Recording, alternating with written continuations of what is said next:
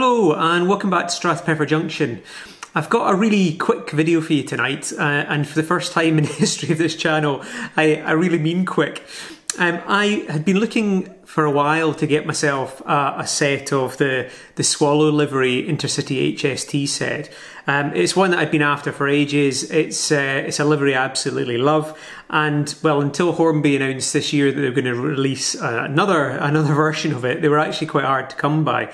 So when this one popped up on an internet site, I thought, you know what, let's go for it. It was a good price, almost too good to be true, and when I looked into it, I thought, it is too good to be true, because there's windows missing in both power cars at the back here. Now, I was aware of that when I ultimately agreed to buy them, and I thought to myself, you know what, it'll not be that hard to get spares. I'll give Hornby a quick buzz and I'll get some which I can slot in quite easily. Wrong. Hornby aren't that great for spares at times, and this is one of those times. They don't stock any spare windows. I contacted other companies like Peter's Spares, they didn't have any either.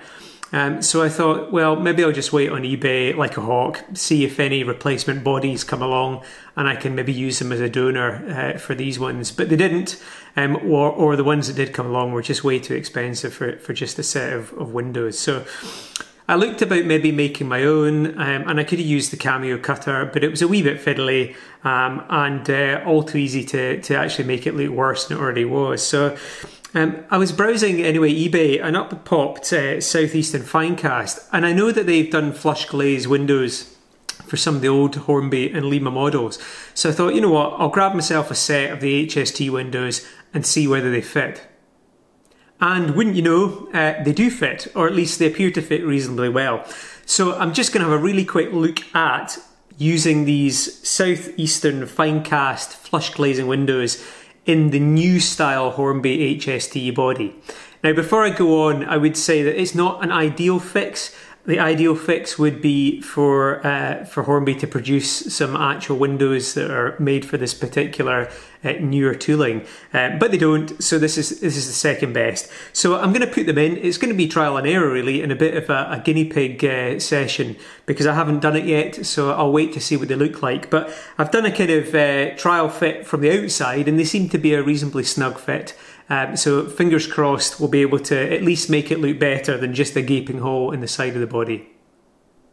So first of all, let's have a look and see what we actually get. I mean, these are not as good as Laser Glaze. Laser Glaze is a more modern product. They're made out of a good kind of clear plasticard or something similar.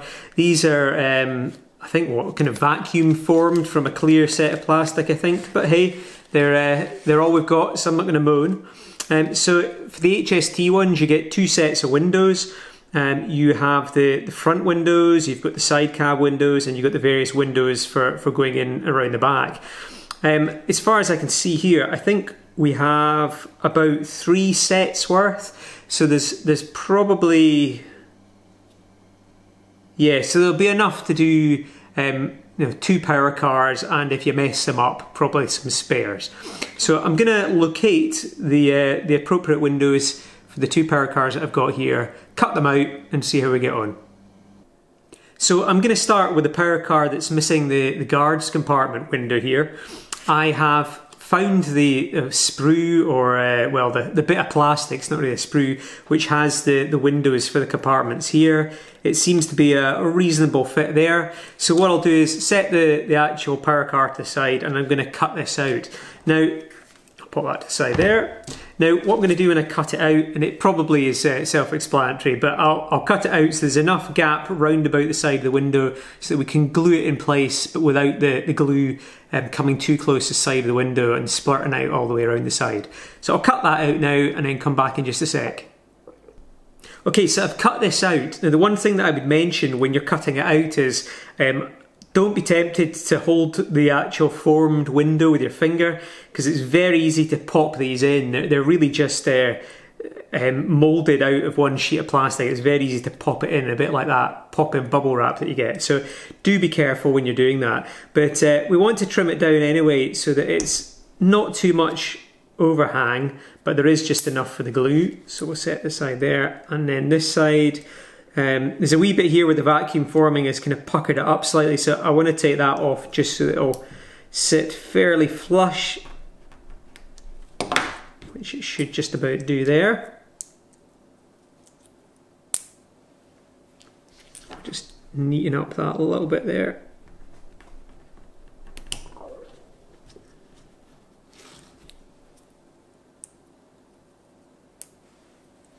Excellent. So it doesn't have to be perfect because this bit here isn't going to be seen. Right, so now that we've got that cut out, let's give it a wee dry fit to the power car. Now I'm guessing if you're looking at doing something like this, you'll probably have had the bonnet open on the power car before, but if you've not, the way that these come off is that there's a screw here and here and here and here. Once you've taken them out, if you lift it up at the back first and then just gently slide it back, and the body will lift away. Now what you do have to watch out for is that the cab lights are connected here. Now you can remove them by taking off these wee covers here, remembering which ones you took them off and being careful putting them back on again. But because I want to make this a quick job, I'm not going to bother doing that just now, and I'll just carefully lay it to one side without too much pressure on those.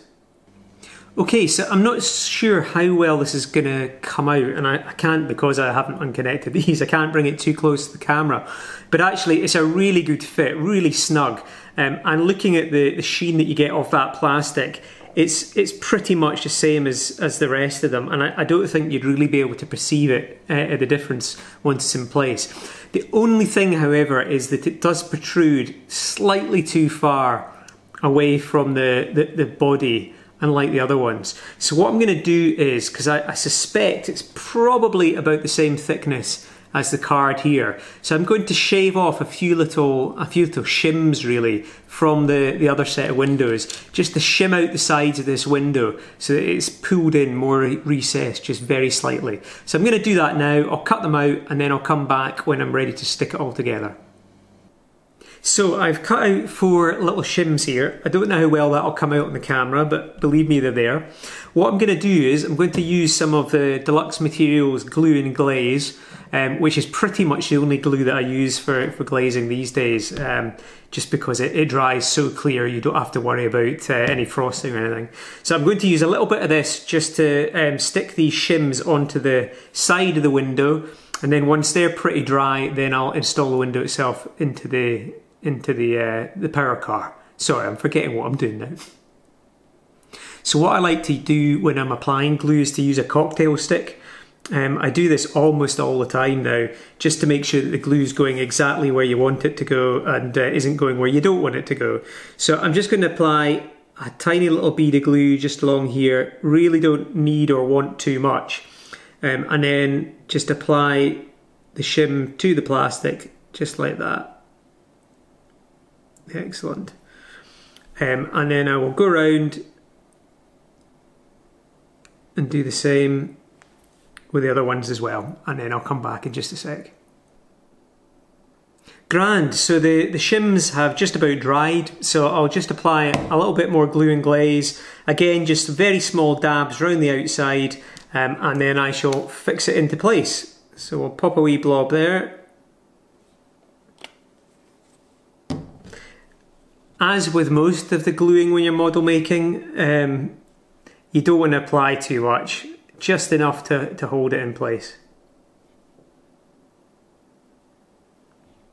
I think I've done it myself, and I've certainly seen it done elsewhere as well. Sometimes people are a wee bit overzealous with the glue, and you're worried that it's not going to stick enough, so you apply just that one more blob for luck, and that one more blob for luck turns out to be really pretty unlucky and ruins the model. So I think I'll probably stop there. I think I'm probably just about okay. So I will, right, this is going to be a bit awkward. I'll probably do this off camera. I'll set this into place, and once it's in place, I'll come back and show you the end result. Okay, so that's the window in place here. I don't know how well that's going to show in the video. I'll just tilt it back slightly, but it's gone in really well actually. Shimming it out with one layer of additional plastic from the window packet itself is exactly right, and that glazing is now completely flush with the body, just like all the other windows. And to be quite honest with you, while there's a very slight dip in it, which you get because of how the vacuum formings worked, I think you'd be really hard pushed to notice that. So I'm really pleased with that, and it just goes to show that if you get one of these and the windows is missing, even though you can't get hold necessarily of the right replacement part, something like the Finecast from South Eastern is an alternative solution that might be what you're looking for. So having successfully changed over the guard's compartment window, I have taken apart the unpowered car actually in this one, but anyway, I took apart the body and the chassis so that I could start measuring up the South Eastern Finecast window for this one, and what should fall out when I take out when I took apart the body, but the actual window, it seems it had come loose and must have I'd been rattling about inside and got jammed into something inside just underneath the PCB. So the good news in this particular story is I don't need to do anything to replace the window in this other than to glue it back in, which is great. However, I was intending to do a video looking at replacing more than one window, so what I am going to do is just to show you guys what I was going to plan for the South Eastern Finecast window in terms of getting the glazing bar picked out on that and making it a little bit more like the one that comes from the factory. So I will carry on and do that just really quickly. But one thing that I would mention is that while the guard's compartment window was a really good fit, the sliding window on the door to the guard's compartment is slightly undersized in comparison to this one. Now, I think with a little bit of fettling, shimming it out again and adding detail, the glazing bar and so on, it wouldn't look too bad, but you might notice that it's very slightly undersized. So if you prefer it with no window, you could just leave it like that. If, like me, you prefer there to be glazing, you might be happy enough to live with a slightly undersized window, because I suspect it would be less easy to spot that this was undersized than it is to spot that there's no window at all. So what I'm going to use to do the glazing bar is just one of these silver marker paint pens. Now, I see these used quite a lot in railway modelling, and I have to say, personally, I'm not a big fan on them. I think it's really, it's just way too easy for these to go where you don't want them to go, and for the ink or the paint rather to splurt out the end when you press the nozzle down and for it to go everywhere. So personally, I try to use these as infrequently as possible, but I do think it's probably a quick and easy way to get a glazing bar onto it. So in order to stop this going everywhere, I'm just going to use a little bit of masking tape. You could use any type of masking tape. This Cameo modelling tape is just what I had to hand. But anyway, I'm just going to mask the bar off now as carefully as I can. There we go. So it's just a sliver of a bar that's left on show there. A reasonably good match, the same thickness as the original. I'll do that on the other side as well, and then I'll come back and just cover the application of the paint. Okay, so I've masked it off. I don't know how well it'll come across here, but it's a tiny little sliver of a glazing bar. Is close to the same size as this one as I can get it. Now, as I had predicted, the pen has leaked its silver paint all over the place. So I'm just going to very carefully take some of this and just apply it as carefully as I can, just along the top of that glazing bar there. Really don't want to use too much of this at all.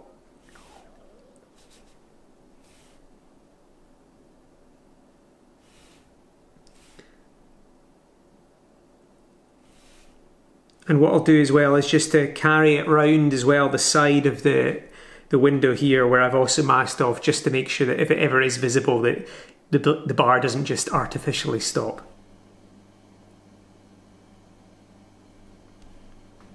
Okay, so I'm going to let this dry for probably about 20 minutes, half an hour, something like that, to make sure it's totally dry. And then we'll do a quick dry fit in the loco just to show you what it would look like if I was going to use this one. Okay, so about 20 minutes, half an hour has passed. I've let the window dry here. We've removed the masking tape. and it's looking pretty reasonable. If I was going to do it again, I think I would leave the masking tape a little bit further apart just to pick out the bar a little bit more, but it's not looking too bad at all.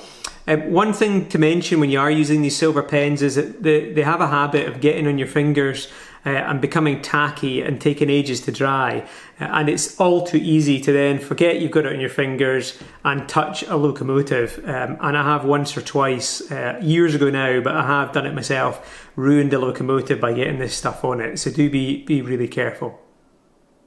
Okay, so it's not going to be very easy to see because I've got to hold it in place with my finger. But it fits in there okay. There is a little bit of play, as I say, but I think once you had recessed it using the shims that I used with the other window, I actually think it wouldn't look too bad, and certainly when it's whizzing around in your layout, I think you'll notice there's a window there probably, but I don't think you'll notice that it's undersized. Anyway, thanks very much for watching. I hope you got some use out of it, and if you're ever in this tricky predicament yourself, maybe it's given you a few ideas of how to get yourself out of it. But anyway, thank you very much for watching. If you want to comment, please do. Please like, please share to anyone else who might be interested in this. And anyway, thank you very much for watching. Cheerio for now. Bye-bye.